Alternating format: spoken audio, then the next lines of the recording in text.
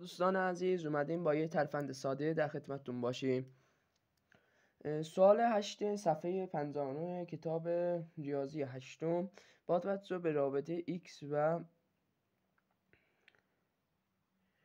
y مقدار y را برای x مختلف پیدا کنید. اینجا تساوی 2x به اضافه 1 گفتیم که باید اینجا که طرفای x عددها را بذاریم به جای x و عملیات را انجام بدهیم.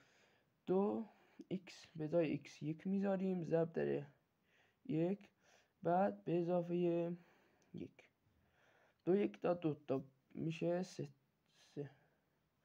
بعد اینجا 2 ضرب در 0 بعد به اضافه 1 2 0 تا 0 تا 0 به اضافه 1 میشه 1.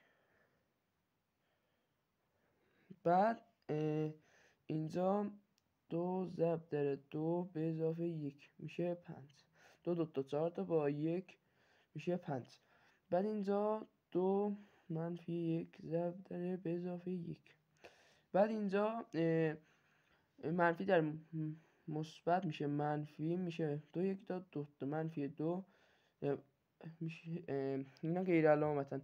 علامت عدد بزرگ رو میذاریم و یه دونه کم میکنیم میشه 1 منفی 1. بعد اینجا x منهای 3 2 x به جای x گذاشتیم این عدد رو میذاریم 2 منهای 3 بعد میشه منفی 1.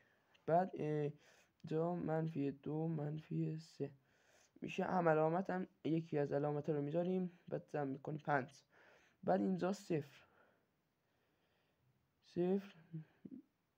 منفی 3 میذاریم بعد منفی در اینجا که 0 علامتش مثبته منفی رو میذاریم بعد از 0 کم کنیم میشه 3 بعد میایم واسه یک منهای 2 میشه 1 منهای 3 میشه 2 منفی 2.